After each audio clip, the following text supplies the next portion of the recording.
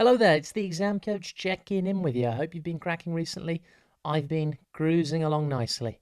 Today, the podcast, it's going to be a huge one.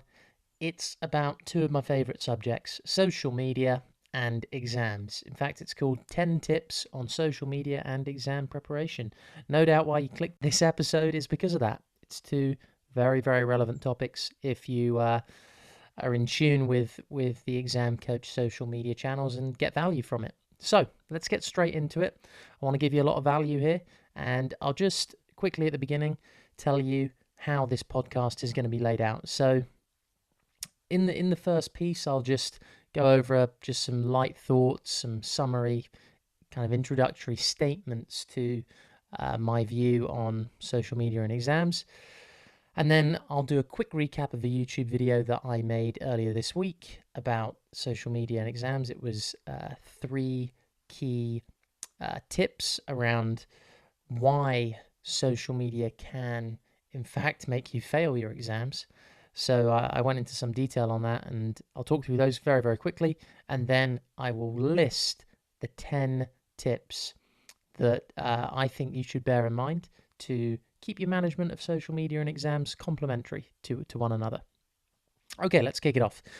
Essentially, my view on exams and social media is that exam success is not totally determined by the way you use your smartphone, but a very large percentage of it is determined by the way you use your smartphone. In fact, I have an Instagram photo which I made, and it says, it's a quote, kind of motivational thing, and it says, exam success is determined by how good you are at controlling the use of your smartphone.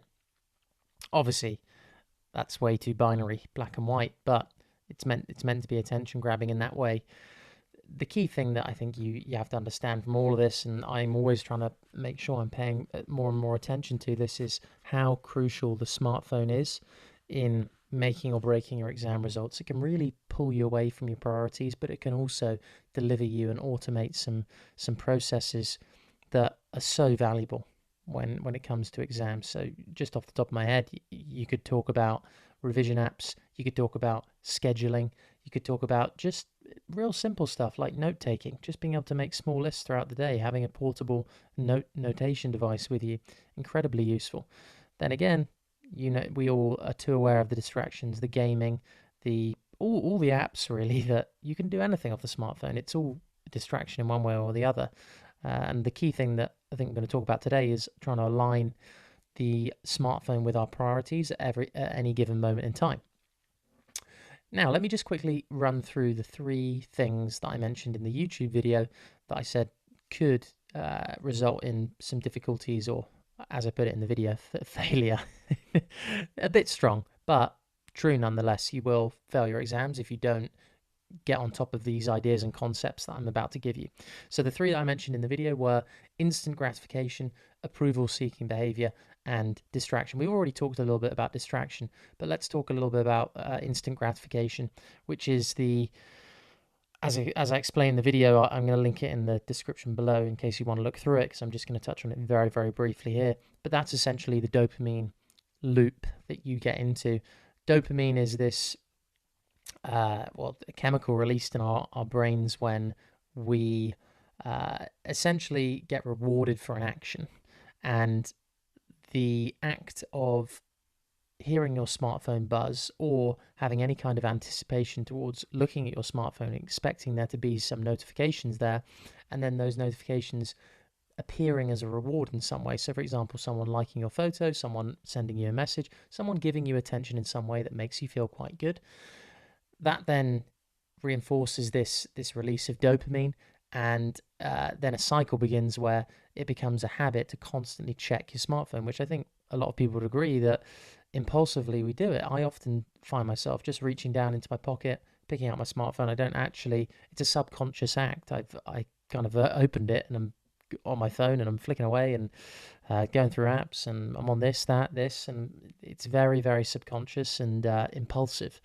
So just something you got to watch out for there. And the idea of instant gratification is you are getting this dopamine hit without actually putting in any significant effort work, or discipline, which is the exact opposite to what you need to develop in order to be good at exams. And I also argue long-term career goals, because with exams and long-term career goals, you are not given stuff straight away. There is no instant gratification. You have to work. You have to put long-term effort in for a delayed sense of gratification. So the reward only comes at the end. For example, in exams, the reward comes every day. There are little wins, of course, but the reward comes in the form of the results at the end. And in a career, well, that's just an ongoing cycle of, depending on how you measure your career, whether it is salary, fulfillment, all these different things that people take into account. But it's more long term than the very, very short term. You can pick up your phone, tap it, and immediately you get this sense of fulfillment from the dopamine cycle that's created there. The next one is approval seeking behavior. Simply put, this is people attributing too much value to likes from other people on social media. There's a great quote included in the video by Kanye West and Kim Kardashian, both of them, who actually come up with some really interesting ideas about liking and how they don't actually think it's the best thing for people at all, and there should be an option on social profiles to actually hide the amount of likes and followers people have, so that people don't attribute their self-worth to it too much, and instead everything becomes a little more healthier for everyone online. So those are the three things I talked about. Let's talk about the recommendations. Let's get into it. I want to rattle these out because I want you to take them, think about them, and then do them, the ones that you want to do anyway. The first five are just general recommendations about how I think you should be looking at social media in order to just really have a healthy relationship with it and have a good time with it. The second five, I'll talk more about exams specifically. So point number one is, throughout the year, just be clear on what your priorities are. Try every month to figure out, what are my three main focuses in my life? It could be anything. It could be something to do with your school on the one hand, your schooling, your education. It could be something to do with your family on the next, and then perhaps your health. It could be anything. But with that, use those three things each month to guide your social media habits or the use of your smartphone. So constantly trying to align what's on your smartphone. So for example, the front screen of your apps, or the first 5 posts in your newsfeed that you get notified about, and you've opted in to get notified about them, align with what your priorities are. So the punchline here is, I believe your social media behavior could actually be far more valuable if you align it with your priorities. And the way of doing this is being a little more high touch with who you are and who you are not following, and also the degree to which you're following them. So for example, on Instagram, you can get notifications from certain people. On YouTube, I know that you can do the same, where you're actually alerted when someone uploads a video. And if used correctly, that can be a really, really valuable way of staying on top of things that you actually value and spending more time on that than stuff which is just put in front of you by algorithms but may not actually be aligned with what you actually want to prioritize for the month. So that's the first thing. The second thing is, protect times of the day. And I can talk about this in much more detail perhaps in another podcast, but for me, the morning is just crucial, and you have to be very, very conscious of what you're allowing into your, and again, this is my bias, so take it with a pinch of salt, because I am very much a morning person. I'm getting up I like to get up anywhere between 4 and 5 most days, and I go to bed early, don't worry, I'm like a little kid. I go to bed at about 10, 9:30, 10, and 9:30, I don't actually go to bed at 9:30, I go to bed at 10. But basically, what you want to think about here is, whatever the best or most productive time of day is for you, you have to protect that. You can't let that be impacted by social media and content that's coming in trying to grab your attention and just take it off somewhere where perhaps you don't want it to go. Especially if it's content that's going to negatively impact your mood. And in the morning, you have to get off on the right foot. It has to be, if anything, if you are going to look at content in the morning, it's got to be motivational stuff. It's got to be stuff that's putting you in the best position to succeed, that's making you positive about the day, enthused about it, ready to go, ready to rock and roll and smash it. think about that. Protect times of the day. When do you work best? What are you doing during those hours? If you're on social media, try to make the content you consume very, very bespoke to you and your needs, and deliberate as well. The third point, when you consume content, try to check in with your feelings. This sounds a bit deep and emotional, but it's something that I've really worked at over the last 5 years or so. And most importantly, taken action on. I didn't used to take much action on it. I used to just kind of watch something, feel pretty crap about myself and my life, and then not keep. I kind of keep watching that stuff. I kept on going, and now I'm a lot more discerning about, okay, if I see something, or if I'm served something online, let's say it's just an autoplay video on YouTube or an ad on YouTube, and it's a type of content I don't want to watch. I've decided that's not for me. And the other thing that you need to bear in mind here, that I'm talking about general content, so content made by people that you don't know, companies and influencers, let's call them, social media influencers. And then there's also content by your friends, your people you do know. And the thing is here is that offline and online behavior differ greatly. I'm sure you know of people who are incredibly outgoing on social media. They're always posting, typing, presenting things in certain ways, and then in reality, and when you meet them in person, they're actually in fact quite reserved, very shy, different from who they are online. And this is common, right? I think the thing that we have to acknowledge here is that this happens, and just because someone's you know nice or you enjoy their company in real life doesn't mean that in a social media or online context you necessarily have to put up with their content, if for want of a better term, because that's not what you want to be consuming, and that's fine. There's no, it's there are tools on these social media networks to actually allow you to do that without actually cutting off friendships, and you can use other communication channels. So for example, if someone on Instagram, for example, is for some reason posting, let's come up with some content buckets. So I've just got a couple down here: narcissistic, perhaps funny content, perhaps political content, perhaps emotionally charged content. Whatever out of those five or four, how many have I listed there? I've gone through a few. However much out of those things I've listed, whichever ones of those you relate to the most or don't relate to the most, you've got to make a decision on what you want to let in and what you want to block out. And what I'm saying is it's fine to do that. It's fine to make those decisions, and then pursue your relationship with your friend down another communication channel. So if they're doing, say, narcissistic content on Instagram, and that's your perception of it, don't judge them and start telling them what to do. They can do that. They're perfectly within their right to do that. The key thing that you should do is, if that's impacting you in a negative way because you don't necessarily relate to that kind of behavior, you can just block that out your feed. Just click unfollow or don't see these posts anymore. That's okay. And then pursue your relationship with them down another communication channel that doesn't encourage that kind of online behavior. So, for example, open up a WhatsApp DM with them. Share the funny stuff that you enjoy bantering with them about in there. Change the relationship so that it's on the terms where you actually enjoy that person's company the most. And this is how I think that if you start thinking about social media a bit more like this, and the channels, and looking for the positives in the channels, and then matching them with the personality types of the people you like to hang out with, I think you're going to be in a much better spot. And remember, it's always your interpretation of the content that matters. You figuring out, okay, what's the intent behind this? Do I think it's going to have a positive impact on me and where I want to go at the moment? Yes or no? And then you make a decision off that based on whether you're going to block it out or let it in. It's as simple as that.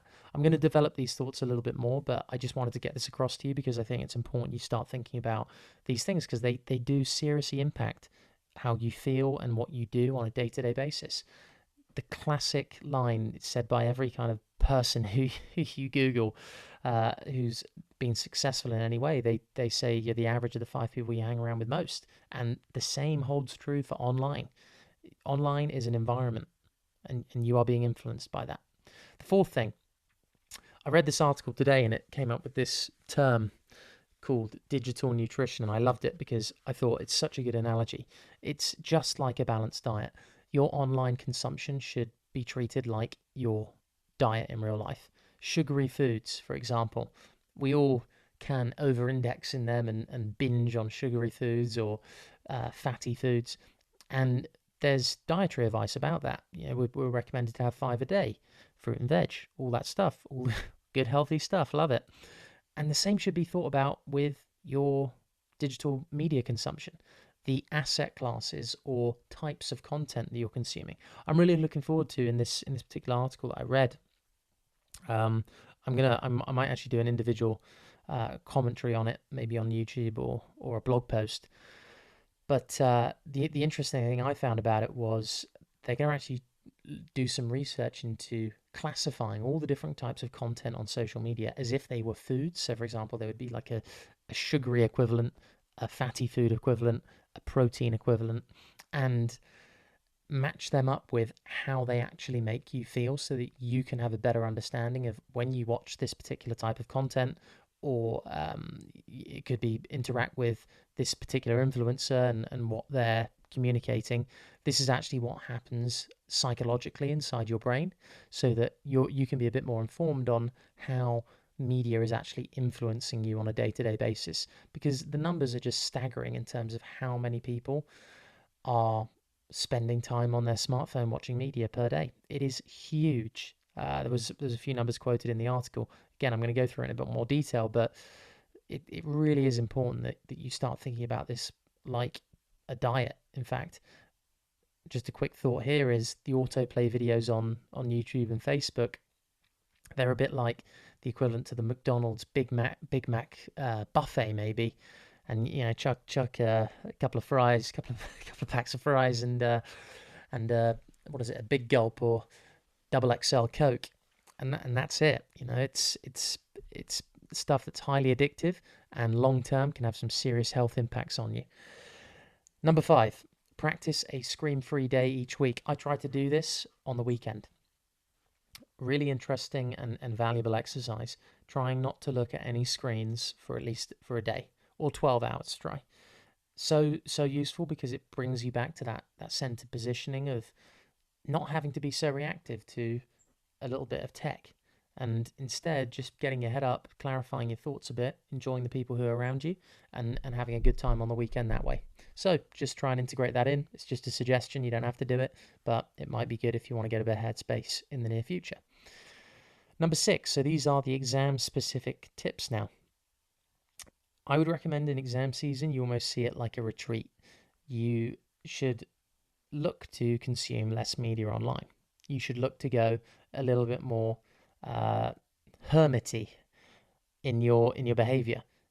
You don't obviously not want to talk to anyone, but in terms of social media interactions, you want to try and limit them, because essentially the punchline is you are going to be making better use of your time sat at your desk with your books, revising, and getting the time is so valuable in exam season.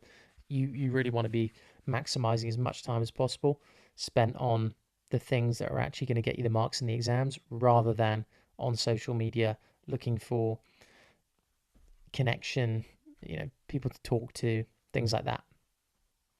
Second tip, practice. I'm just going to have a quick sip of liquid thinking here, forgive me. The second thing is practice ignorance. So I know that sounds stupid, because I suppose ignorance is one definition of being stupid, but practice it in a deliberate way. So practice not knowing about stuff. It's okay not to know. A lot of people use social media for news. I don't know if you know this yet, but I haven't actually watched any mainstream news deliberately. Okay, I've walked through a reception in a hotel lobby and seen that BBC News has been on and maybe caught a couple of things about what's relevant in the UK at the moment. But since the beginning of 2017, I have not actively searched or turned on the TV or any other device and listened to mainstream news. That might be shocking. Although I compare that to when I was 20, it was 2010 to 2012, I would read the Times almost cover to cover every day. And the interesting thing there is I was relatively, in fact, looking back on it, I think I I actually thought I was a lot smarter than I was, which is pretty embarrassing actually, because you think by reading the newspapers often you're very in tune with the political debates that are going on and all the key issues at the time. And to an certain extent, yeah, you are, but you're never going to be an expert on it because it's just so multifaceted. The sources in the newspapers could be biased. You don't know really how to verify all of that. There's a lot of debate that just still needs to unfold, really. And if you're not really in the heart of it, either being a journalist able to take primary source data and analyze it, or being one of the people actually involved in the news, kind of the source of news, then it's very difficult actually for me to have any real confidence in my knowledge based off that. So I decided not to look at the news much anymore because I just wanted to see what I would be uh, missing really, and I've actually decided it's not that much. I quite like being less clued up about certain things, and if I do need to know, and just get a high level understanding similar to that I really had when I was reading the Times cover to cover, I will ask someone. I will just say, "Hey, what's going on at the moment?" And it's a great conversation starter because they can tell me everything, and it's still a secondary source, so they're interpreting what they've read out of the newspaper. So perhaps the information is a little more muddied than because it's gone through three pairs of hands there, but it's something that I like to do because one, it saves me a lot of time, saved me a lot of mental RAM. I'm not spending time thinking on things that ultimately I can't really impact. And what I'm trying to do is get into a position where I can start making some positive impact on the world just by focusing on the things that I want to try and improve here and now. And I find it's a great way to make progress on your priorities by practicing ignorance. Ignore all the stuff that doesn't matter, that you can't impact right here, right now, and focus on the stuff that you can. And then so far I've done this since 2017, and it's really worked for me. I've really been in a good spot in terms of how I'm using my time, and I'll continue to try and look for better ways as I move forward.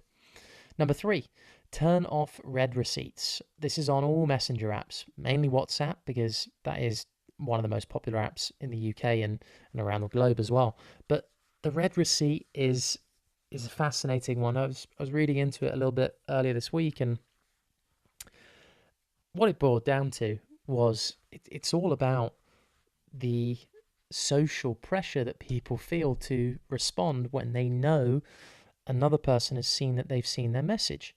And if you're constantly putting yourself in this loop of, oh, I feel the urge to respond, even though you might be in the middle of something, or it's you don't quite know what you want to respond to the message yet, it's a great source of anxiety, unnecessary anxiety. These people you're talking to, they're probably your friends. They've got your best interests in mind. You don't need to feel compelled or urged to respond in a time quicker than you otherwise would do. So turn off the read receipts. They cause unnecessary urgency and anxiety in your day. Respond to messages as and when you like. Obviously, promptly is good if it's urgent. If it's not urgent, take your time. Relax. Be more in control of media. Don't have media control you and tell you how to run your life. Instead, set it up so that it works for you and then carry on with your day. Number three, and just linking this back to exams, obviously, if you've got your phone pinging during a revision session, the read receipt will encourage you to break flow in that revision session and generally just kind of muck up your whole days of revision by coming in and distracting you. Number four, place your phone face down when you're not using it. When you're revising, ideally your phone shouldn't be in the room, but I know that people do like to have it with them just to perhaps check up on a few apps they use to revise or Google some stuff or sometimes a message, which I try to say avoid as much as possible. But if you do have to have it in the room with you, have it face down.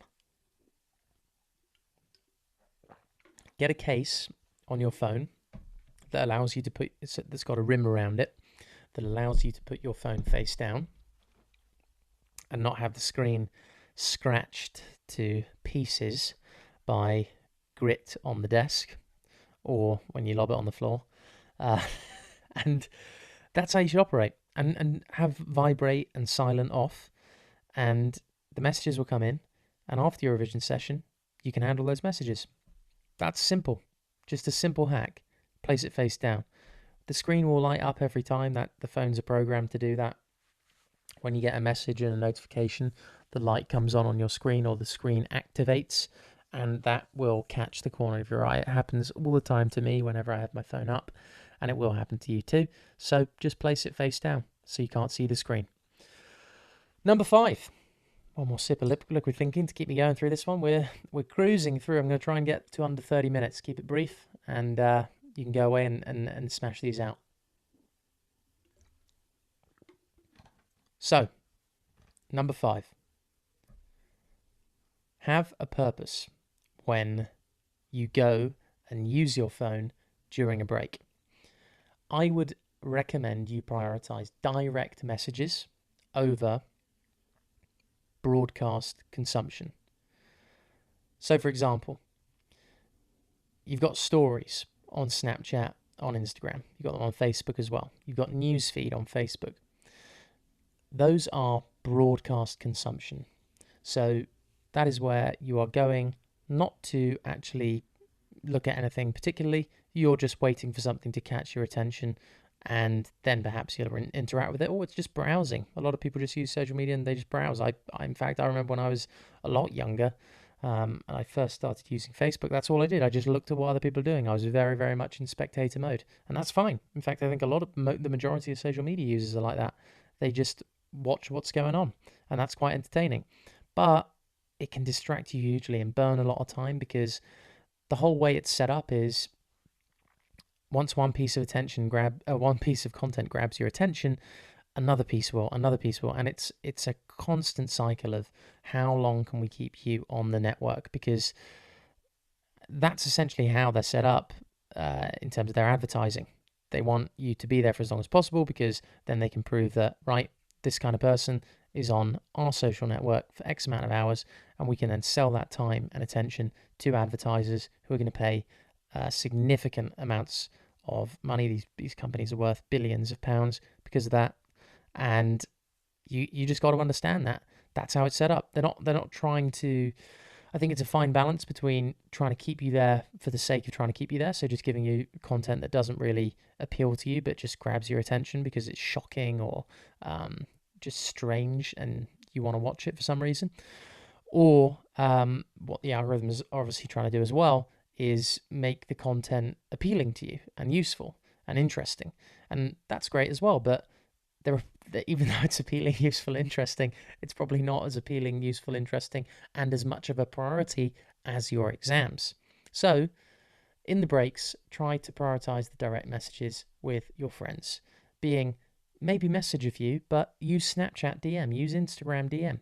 On Instagram, when you go onto the app, just go straight into that heart notification button so you can see all the notifications that are relevant to you, and you don't have to browse the feed or look at stories. Same with Snapchat. Just go to the left-hand side of the app, the chats, answer the chats, and don't go to the right-hand side of the app where the publisher stories and the friend stories are. Those kind of habits are really going to help you out. Same with WhatsApp. I don't know if you use status or not, but try not to look at status. Just look at the messages. The great thing about this is the messages of each app usually have their own screen all to themselves. So there's no chance you can be distracted by anything else. You just look at your messages. If you've got some, great. If you don't, more revision. Lovely. And that's just a quick tip for you there that you can use to limit browsing, have a bit more of a targeted approach during your breaks. It will make your breaks shorter, more effective, and actually allow you to feel a bit more rested and relaxed, not waste time, and actually get down to your next revision session. And the more curated the experience is on your smartphone, the more clear you are about what you're going to do, when you're going to do it, how you're going to do it, the better. Awesome. I've rattled through that. Hope you've found some value there. If you did, let me know. I'd love to hear from you. WhatsApp, Snapchat are good. They're the best places to reach me on. Snapchat, the exam coach. WhatsApp, the number is in the description below. I don't actually know that number because it's another phone that I use for that, because it's on Android. So it's been really good actually experimenting with an Android device. I'd never had one before, and They're pretty cool. I've always been an iPhone person, but they're great. Just another little thought there. But it's been great, this one. I've really enjoyed it, and it's a bit past my bedtime. It's 10 minutes past 10, so I am lagging a bit. I need to hit the hay, get up and crush tomorrow. But I hope you enjoyed it. Let me know what you thought. If you like the podcast, please give it a rating. I'm trying to do these every Tuesday and Thursday. I'm going to try and upload in the evenings. So if you want to check out the feed in the evenings, or I don't know when you're listening to this, whether it's in the morning on the way to school, figure out a time and pick a time when you want to listen to these podcasts. If you find them valuable, I mean, there's absolutely loads. I've tried to crank out loads over my couple of years that I've been doing this. Some when I was working at VaynerMedia, some when I was doing this way back in 2016. There's lots of stuff out there, and I've tried to title them up as concisely and as accurately as I can. A few of them, when I had to do the podcast on my way into work when I was working for VaynerMedia because I didn't have a podcasting setup.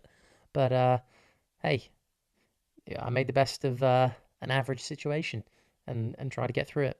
And I hope that in those podcasts, although there is the sound of car engines in the background almost all the time because I'm walking down Shoreditch High Street, there are hopefully just a few nuggets in there between all the racket that you can take away and use for yourself.